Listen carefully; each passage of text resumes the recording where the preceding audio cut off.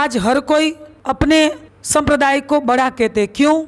इसी की व्याख्या आप आगे सुनिए। अभी मैंने धर्म का स्वरूप कैसा है अभी पूर्व प्रश्नों के अंदर बहुत विस्तार से स्पष्टीकरण कर दिया, लेकिन यहाँ मैं इस प्रश्न के अंदर इतना ही स्पष्टीकरण करूँगी कि धर्म का स्वरूप बहुत विशाल है। वो धर्म सत्य है, अनादि है और शाश्वत है। और धर्म को जानना है, वो सत्य को जानना है तो धर्म शास्त्रों के प्रमाणों से ही जाना जा सकता है। धर्म को जानना है तो धर्म शास्त्रों के प्रमाणों से ही जाना जा सकता है। आज हर संप्रदाय अपने मत पंथों को ही क्यों बड़ा कहते हैं? ये उसकी एक जो मान्यता है, एक मान लो कि एक विकृत मानसिकता है। क्योंकि ऐसा क्यों होता है ये भी जवाब दूँ कि जब संसार में शुद्ध ज्ञान का प्रकाश नहीं फैलता तो संसार में क्या होता है?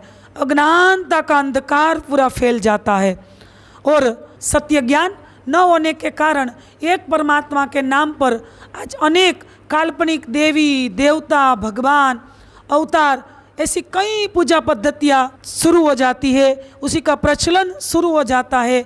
और लोग आज हमने सुना वेदों के आधार पर अभी भी पूर्व प्रश्न के अंदर कि भाई एकम अद्वितीयम, परमात्मा तो एक है, और एक दूसरा श्लोक भी सुना और परमात्मा तो कैसा है? वो पूर्ण है। और गीता के अंदर भी उस परमात्मा को उत्तम पुरुष जो कहा गया, और वो परमात्मा कैसा है कि उसी का उपनिषदों में भी प्रमाण है। कठोपनिषद में भी कहा गया कि न वाक चक्षुगसंती न मनो न विद्मो न विभाजिनो। तो ये परमात्मा इन भौतिक नेत्रों से नहीं देखा जा सकता, ये परमात्मा नहीं मन के धरातल पर पाया जा सकता, ये परमात्मा नहीं इंद्रियों के धरातल पर पाया जा सकता, ये परमात्मा ये शरीर गुण अंग इंद्रियों से परे है, ये त्रिगुणातीत है। तो यहाँ जो मैं वर्णन करने जा रही हूँ इस प्रश्न का, तो आगे आप सुनिए।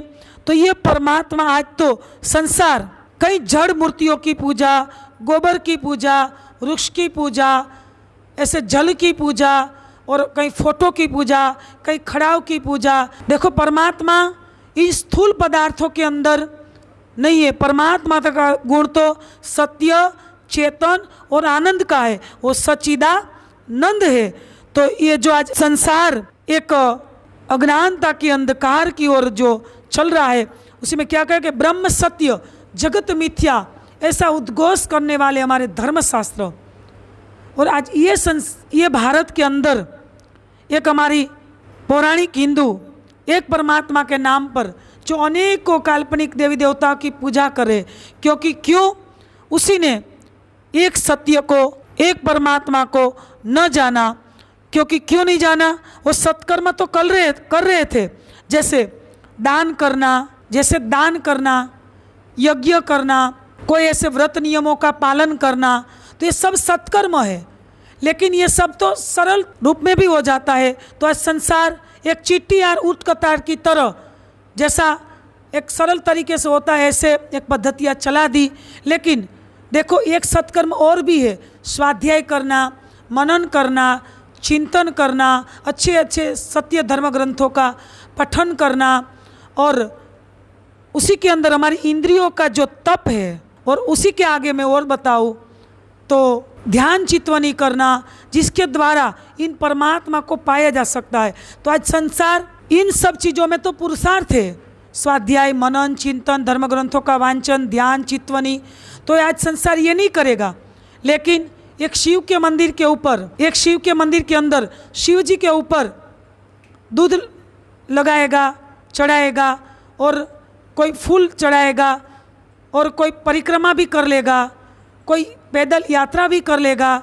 लेकिन ये सब एक इंद्रियों के धरातल पर की भक्ति है, इसी से परमात्मा नहीं मिलेगा। परमात्मा तो इंद्रियों के तप द्वारा ही मिलता है।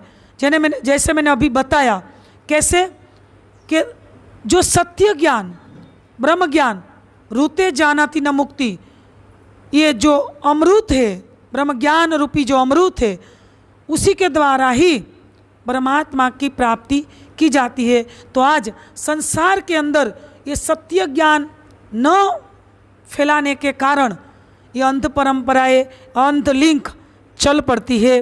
और देखो आगे जाते जाते ऐसे कई मत पंथ खड़े हो जाते हैं और एक परमात्मा के नाम पर अलग अलग मत पंथों के अंदर अलग अलग अपना इष्ट, अलग अलग पूजा पद्धतियाँ, अलग अलग गुरु गादी और स्थान खड़े हो जाते हैं। और एक दिन ऐसा आता है कि एक समाज के अंदर द्वेष, संसार के अंदर द्वेष और विघटन अलग अलग रूपों में ये हो जाता है और अलग अलग मत संप्रदाय खड़े हो जाते हैं। तो यहाँ जो पूछा गया, क्यों सब अपना धर्म को बड़ा कहते, लेकिन अपने कहने से कोई अपना धर्म बड़ा नहीं होता।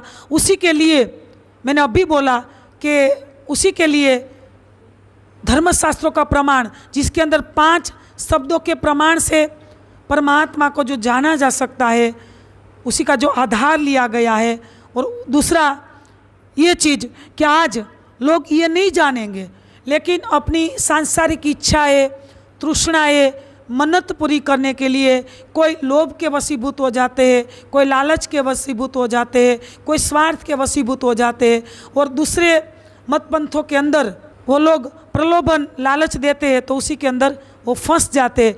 लेकिन सत्य नहीं जानते कि वास्तव में सत्य क्या है, वो सत्य का वास्तविक स्वरूप क्या है और परमात्मा कौन है, कहाँ पर है, उसका धाम, स्वरूप और लीला क्या है, ये जानने का प्रयास नहीं करते हैं।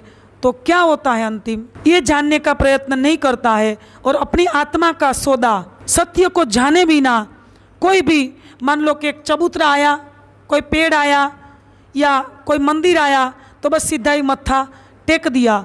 देखो एक हम छोटी सी एक मिट्टी की तवा लेना हो तो भी हम 2-3 बार उसको घुमा कर देखते हैं। और एक कोई सब्जी लेने के लिए गए तो भी हम 2-3 बार उसको घुमा कर देखते हैं कि भाई ये सड़ी हुई तो नहीं है न। तो देखो आज समाज के अंदर हम जब एक परमात्मा की प्राप्ति की ओर निकल पड़ते हैं तो क्या हमारी आत्मा कोई भी किसी के चरणों में रख देंगे, उसी के अंदर हम सत्य और असत्य का पटांतर नहीं करेंगे? करना चाहिए, क्योंकि सत्य क्या है, सत्य में कभी विकृति नहीं आती। मैंने अभी बोला सत्य में कभी हास नहीं आता, सत्य अनादि है। तो हे मेरे आत्मजनों, हे मेरे धर्म प्रेमी सज्जनों, हे सुंदर साथ जी, जब सत्य न जानने के कारण आज एक अंध परंपरा, अंधविश्वास ऐसी एक लिंक चल पड़ती है और पूरे समाज में आज पूरा समाज पूरा भटकाव में चल पड़ता है। क्यों? सत्य ज्ञान का फैलाव न होने के कारण। इसलिए आज लोग प्रलोभन के वश होकर, लालच के वश होकर क्या करते हैं, अपनी इच्छा तृष्णा पूरी करने के लिए उसी के अधीन हो जाते हैं। उसी के मतलब वो कोई लोभ दिखाएगा, भाई हमारे अंदर आ जाओ तो आपको आपके घर में सुख संपत्ति बनी रहेगी और आपके घर परिवार बहुत एकदम निरोगी रहेंगे, ये रहेंगे, ऐसी लोभ, ऐसे कोई मतलब प्रलोभन देते हैं। तो ये लोग बेचारे सत्य ज्ञान न जानने के कारण उसी के अंदर वो फंस जाते हैं।